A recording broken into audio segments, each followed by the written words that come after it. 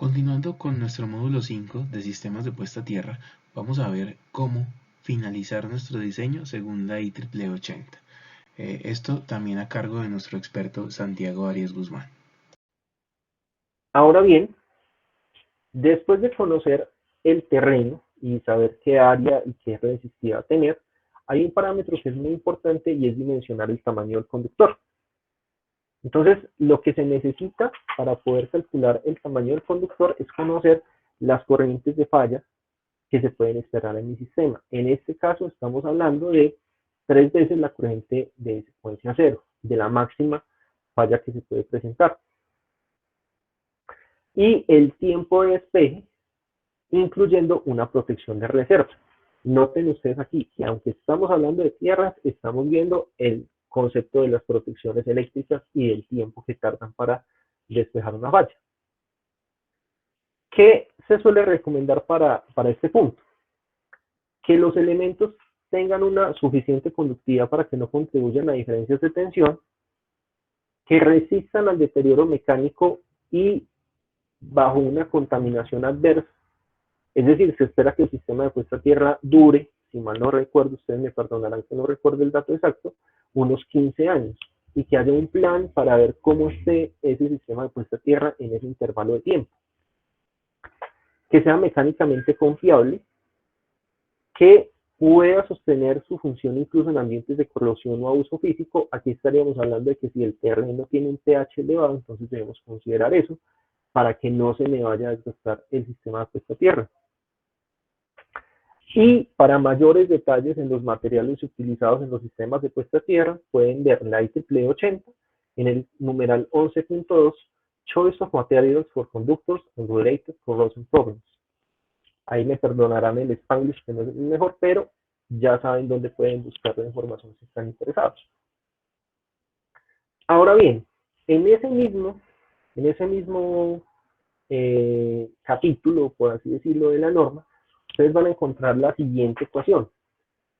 Dicha ecuación está relacionando la capacidad amperimétrica del conductor con el incremento de la temperatura según la corriente que puede circular por él. Y esto considerando el tiempo de la falla. Si ustedes se devuelven a ver la diapositiva, cuando empezamos el módulo 2 de protección de sistemas eléctricos, verán que la ecuación es muy similar a la ecuación con la cual consideramos la capacidad térmica de los conductores según los intervalos de tiempo, es decir, operación normal, sobrecarga y cortocircuito, y la corriente que pasa a través de ellos. Tal que esta ecuación me está indicando la capacidad térmica por unidad de volumen del conductor, que va a depender del tipo de material. El parámetro TC va a ser la duración de la corriente en segundos, que va a depender del sistema de protección y respaldo con el cual se despeja la falla. Vamos a tener la resistividad del conductor de tierra a una temperatura de referencia. Esto depende del tipo de material. Vamos a tener un coeficiente de resistividad a una temperatura de referencia y vamos a tener ciertas temperaturas máximas que puede alcanzar el conductor. Con esta ecuación se puede determinar el calibre del conductor según el tipo de material que ustedes vayan a escoger. Sin embargo, la misma norma ofrece la siguiente simplificación. Esta simplificación me está determinando el área en K1000 y me está determinando el valor de la corriente que va a pasar por el conductor, una constante que depende del material y el tiempo de duración de la falla. Aquí tenemos dicha, digamos, una tabla proporcionada en este estándar en la cual tenemos el tipo de material, la conductividad, la máxima temperatura que va a soportar ese conductor y la constante con la cual podemos calcular el área del conductor. Y aquí es importante entender lo siguiente. Se invita a reflexionar si un conductor más económico por metro, porque nosotros sabemos que los conductores los compramos por volúmenes de cierta cantidad, entiéndose por ejemplo la mal llamada chip, pudiese ser implementado sin ninguna restricción de corriente de falla. Es decir, aquí se invita a que ustedes piensen al momento de hacer un diseño o hacer una verificación de un diseño o del estado de instalación, si el calibre del conductor de tierra es el adecuado para soportar el esfuerzo térmico al cual se va a ver sometido cuando ocurra una falla durante un tiempo determinado por la actuación del sistema de protección. Adicionalmente, es importante que ustedes tengan en cuenta lo siguiente. Si se van al reglamento técnico de instalaciones eléctricas, vamos a encontrar que el reglamento también nos presenta esta tabla, es decir, también me habla del procedimiento de cálculo, solamente que aquí solo se habla de la ecuación simplificada, pero se me presenta los diferentes tipos de materiales que podemos aplicar.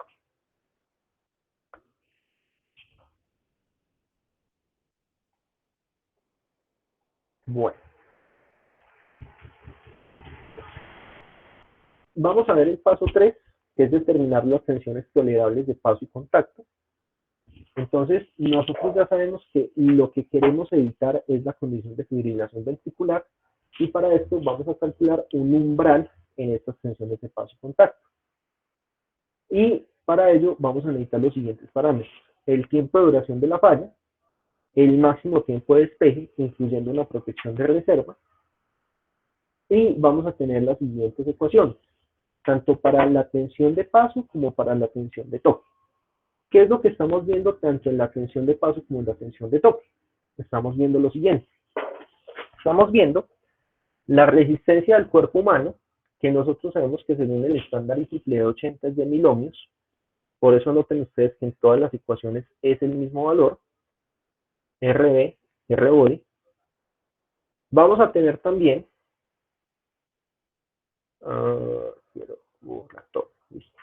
vamos a tener la resistencia de los pies. Entonces recordarán ustedes que cuando estamos hablando de la resistencia de paso, es como tener dos pies en serie.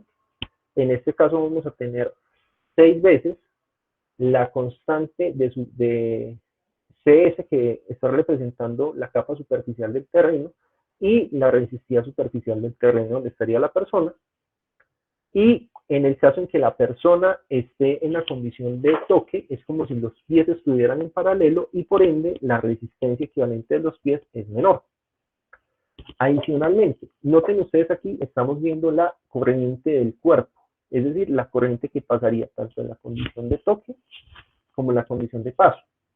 Y recordarán ustedes que gracias a los experimentos realizados por Dalziel y por otros investigadores anteriores a él, conocemos que hay una constante que está representando cuánta corriente puede pasar por el cuerpo de una persona antes de causarle una fibrilación ventricular, dependiendo de su peso. Si ustedes olvidan dicha curva, recordarán que tiene este tipo de comportamientos, donde aquí empezábamos a ver a los perros, y aquí empezamos ya a ver a los terneros, a los cerdos, a las ovejas, y por acá teníamos dos curvas, una en la cual nos aseguramos que no haya fibrilación ventricular y otra en la que estamos en riesgo de que podemos tenerlo. Aquí tendríamos un valor de corriente y aquí tendríamos un valor de peso. Y que aquí simplemente lo que estamos haciendo es viendo una condición de 70 kilogramos y una condición de 50 kilogramos. Y con ello estaríamos calculando estas ecuaciones que tenemos aquí en el lado derecho. ¿De acuerdo? Estos que estoy señalando en este momento. Importante. La ecuación que fue calculada por Dalziel tenía un tiempo de duración fijo para los experimentos que realizaron. En este caso ya vemos que está inmersa el tiempo de duración de la falla. Aquí es importante adicionalmente considerar que va a depender del tiempo de duración de la falla según el sistema de protección y su respaldo. Normalmente cuando estamos considerando la protección GFCI, estamos considerando un tiempo de actuación muy rápido que va a impedir que haya un paso de corriente de 30 milisegundos.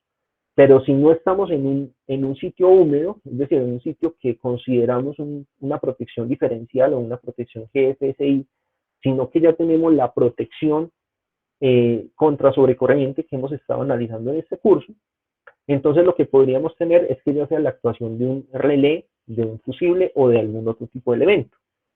¿Qué alternativas podemos hacer para que esta condición, no afecte a la persona.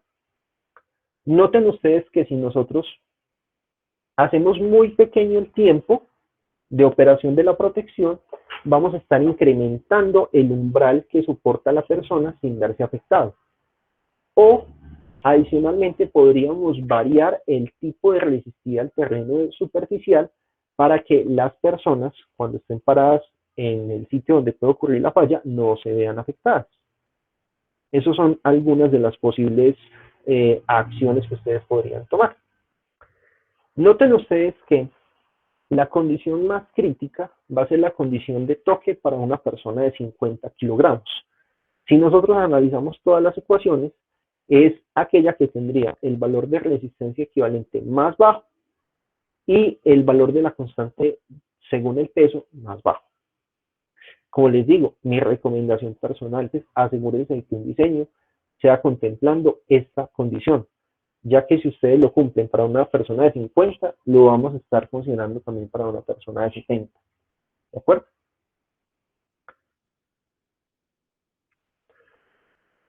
Bueno, aquí un punto a tener en cuenta, según el tipo de distribución o el sistema de conexión al cual nos podemos enfrentar.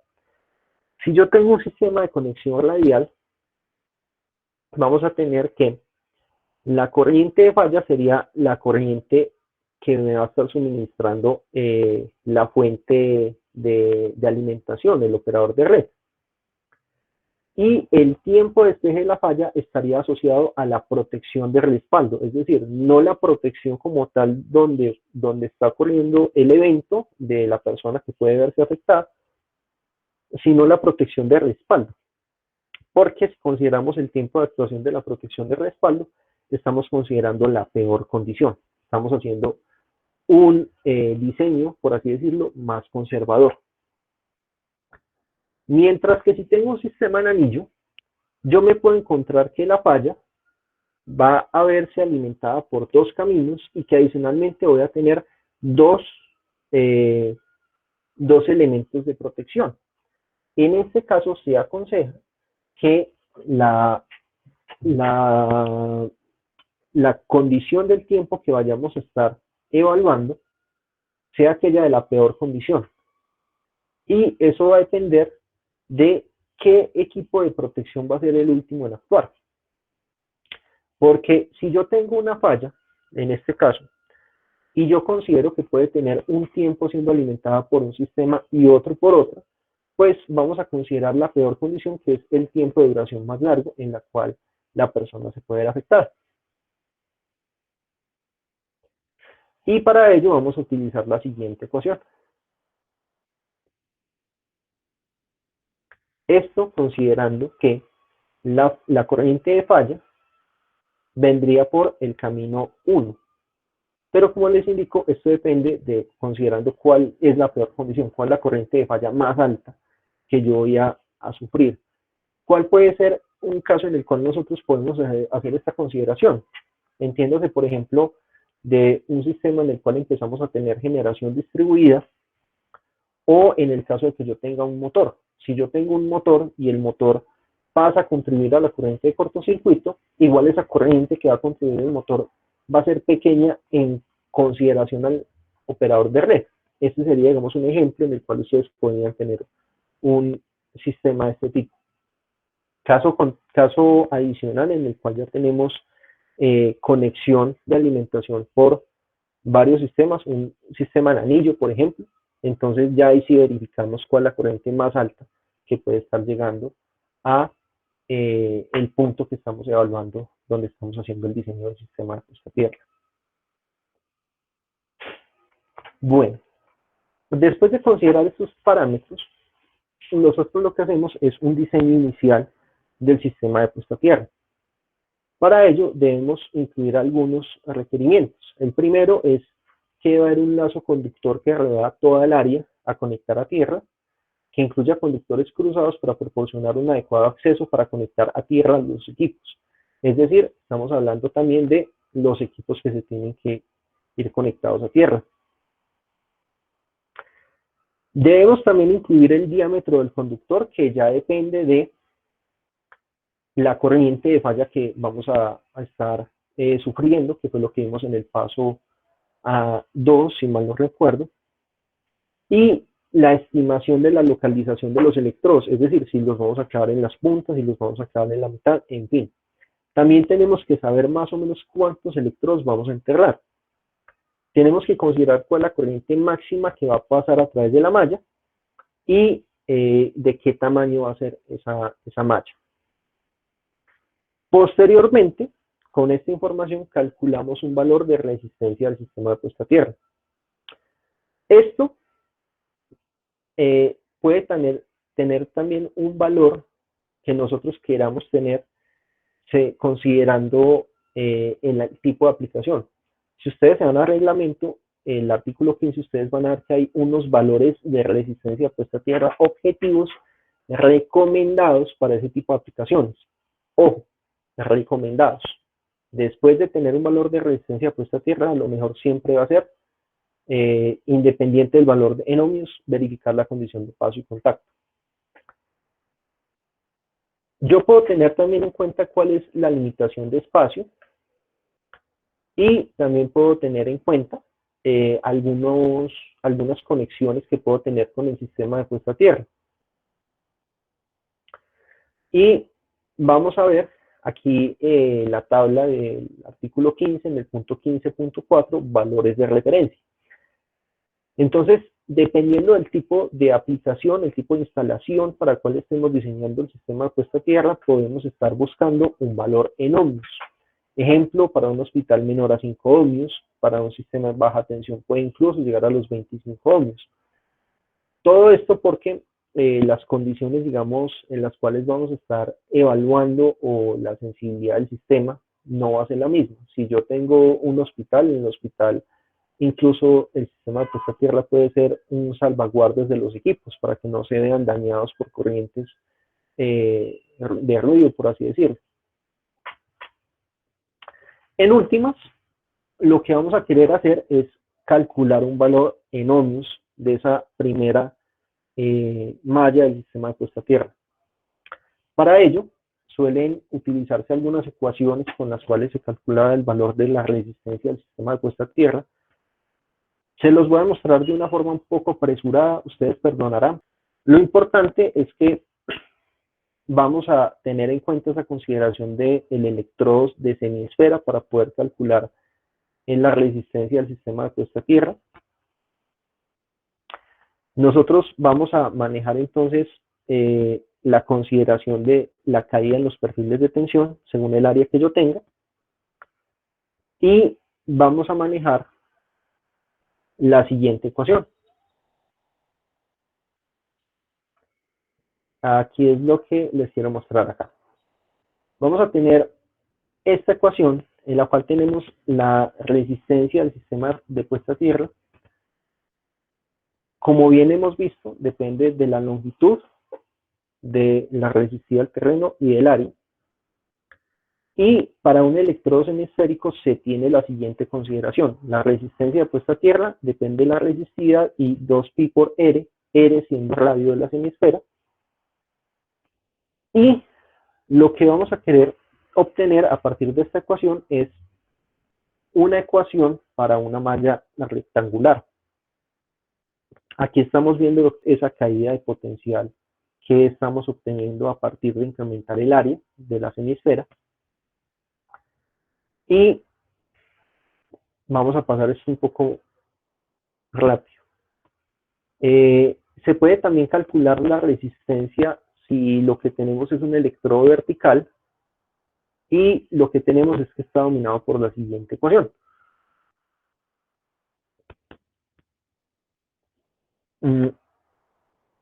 Vamos a tener entonces, esto vamos a pasarlo un poco rápido, también una ecuación para electrodos horizontales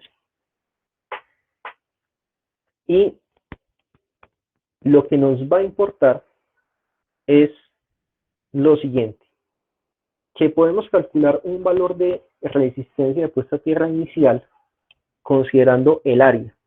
Entonces, este es el primer valor de resistencia de puesta a tierra que ustedes calculan. Va a depender de la resistividad al terreno del área del terreno donde van a ocupar la malla de puesta a tierra.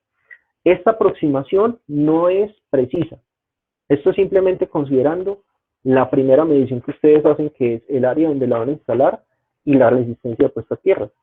Sin embargo, les va a poder permitir hacer los cálculos iniciales para ver si la condición de paso y contacto se cumple o no. Lo interesante es que a partir de esa ecuación podemos empezar a adicionar parámetros adicionales. En este caso podemos empezar a considerar la longitud total de conductores que estamos enterrando. Y adicionalmente vamos a poder considerar aquí las ecuaciones que desarrolló Schwarz. Schwarz desarrolló un conjunto de ecuaciones para poder tener en cuenta el efecto de la malla horizontal y la malla vertical. ¿Qué es lo interesante del modelo de Schwarz? Lo interesante del modelo de Schwarz es que si nosotros sabemos que podemos calcular una resistencia horizontal y una resistencia vertical, podemos ver la resistencia equivalente del sistema. Vamos a tener dos resistencias que van a darse como un sistema en paralelo y vamos a tener una resistencia mutua entre ellos. Schwarz desarrolló un modelo para que a partir de un valor de resistencia horizontal y vertical podamos calcular el valor de resistencia del sistema de puesta a tierra. Aquí vamos a tener los siguientes parámetros, donde R1 es la resistencia para los conductores, es decir, aquello que está instalado de forma horizontal, R2 lo que está instalado de forma vertical, lo que son los electrodos, Rm la resistencia mutua del sistema de puesta a tierra entre los electrodos y los conductores. Vamos a tener esta ecuación para la resistencia 2 y esta ecuación para la resistencia Rm. Las constantes que ustedes notan, L1, L2, D1, D2, son parámetros que van a encontrar en la nomenclatura del estándar IEEE 80 y que también pueden encontrar al final de esta presentación. ¿Qué es lo importante? Que va a considerar la longitud total de los conductores, es decir, si estoy enterrando 50 metros, 20 metros, 30 metros, el número de varillas que está enterrando, la profundidad a la cual estoy ubicando sus conductores, en fin. Hay diferentes parámetros que vamos a considerar. Vamos a tener entonces un conjunto de ecuaciones para la resistencia de los conductores, de las varillas y la resistencia mutua. Y con ello vamos a poder determinar la resistencia equivalente del sistema de puesta a tierra.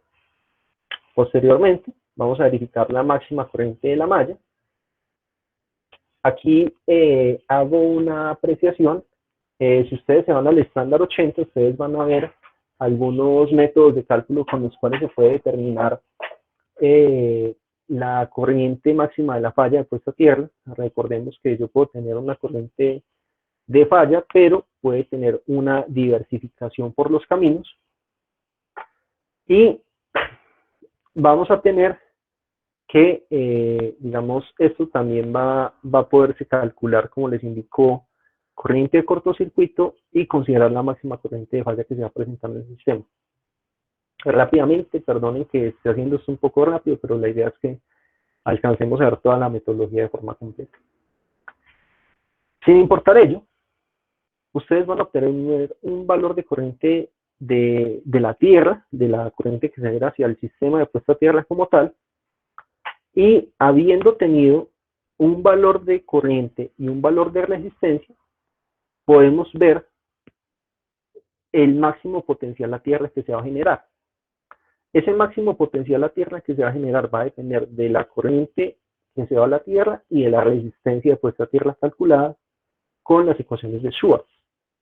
Con ello, vamos a poder verificar si ese máximo potencial, es decir, la máxima tensión que se va a generar, sea inferior que el umbral que va a soportar las personas en su instalación. Umbrales que calculamos en el paso 5 de la metodología. Con ello, verificamos si las tensiones de paso y contacto son tolerables. Si no son tolerables, vamos a calcular las tensiones que se dan como tal en la malla. Ya no estamos pensando como tal las que soporta la persona, sino las máximas tensiones de paso y contacto que se van a dar en la malla. Y esto sigue las ecuaciones que van a ver ustedes en el paso 8 y en el paso 9. Lo importante es saber que vamos a tener unas ecuaciones para poder calcular dichas condiciones. No me voy a detener a ver esta parte. Vamos a verificar entonces si son menores dichas condiciones a las que soportan las personas. Si alguna de estas dos no es adecuada, lo que se hace es modificar el diseño. ¿Cómo modificamos el diseño? Incrementamos el diámetro de los conductores, es decir, pasamos de un calibre a otro. Aumentamos el número de electrodos que estamos enterrando, el número de varillas. Vamos a aumentar la longitud total de electrodos en posición horizontal. Vamos a aumentar la longitud total de electrodos en vertical. En fin, vamos a empezar a modificar parámetros para que la condición de paso y contacto sea menor. Y por último, si ya realizamos un diseño de puesta a tierra que es admisible, que es adecuado, lo que vamos a empezar a hacer es ver unas condiciones adicionales del diseño. ¿Qué vamos a estar viendo?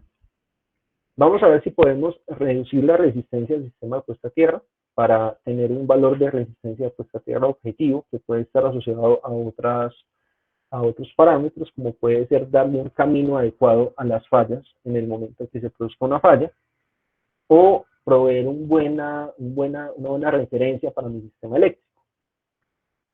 Podemos ver si podemos reducir el espaciamiento entre conductores, si podemos conducir la corriente de falla a otros caminos, si podemos limitar la corriente de falla total, si podemos crear encerramientos al sistema de puesta a tierra para que personas no vayan a acceder a él, incrementar las tensiones de paso y contacto tolerables, y si lo anterior no se cumple, entonces el diseño preliminar debe ser revisado. Esto, digamos, como para puntos a tener en cuenta al momento de querer realizar una revisión del diseño del sistema de puesta a tierra. Cuando ya lo cumplimos, entonces vamos a hacer un detalle, una serie de detalles adicionales. Entonces, podemos ver las siguientes verificaciones adicionales que están en esta cláusula, que es que se debe utilizar una soldadura exotérmica, una conexión de elementos metálicos a tierra, cámaras de inspección de 30 por 30, restricciones de elementos, qué tipos de materiales podemos utilizar, y la longitud y diámetro mínimo de los electrodos, y el calibre mínimo del conductor de tierra. Es decir, ya vamos a ver, después de haber definido un buen sistema de puesta a tierra, qué detalles tenemos que tener en cuenta. Para esto también podemos referirnos al artículo 15.1, requisitos generales del sistema de puesta a tierra. Igual, esto se aprende estudiando. Aquí en la diapositiva yo les estoy presentando un universo. Yo les estoy presentando un océano. Ya el que se quiera adentrar, pues tiene que empezar a nadar, tiene que empezar a navegar con la norma. Esto, el estándar IEEE 80 es un estándar muy bonito, muy organizado. Si alguien está interesado en ese tema de tierras, le aconsejo, léalo. Léalo, que en verdad es muy completo, es muy bueno. Bueno. Para finalizar, vamos a ver una comparación entre la metodología de diseño del sistema de puesta a tierra según RLETI en el artículo 15.2 y el estándar IEEE 80. Entonces, RLETI me recomienda los siguientes puntos. Inicialmente, investigar las características del suelo, especialmente la resistividad, determinar la corriente máxima de falla a tierra, que debe ser entregada por el operador de red en media y alta tensión, determinar el tiempo máximo de despeje de la falla para efectos de simulación. Recuerden ustedes que también debemos considerar el tiempo de la protección de respaldo. Investigar el tipo de carga que vamos a estar protegiendo. Este punto de, sobre todo considerando que puede haber un valor de resistencia de puesta de tierra objetivo diferente que queramos alcanzar. Calcular de forma preliminar la resistencia de puesta a tierra. Esto lo podemos hacer como vimos en las ecuaciones, considerando el área disponible que vamos a tener.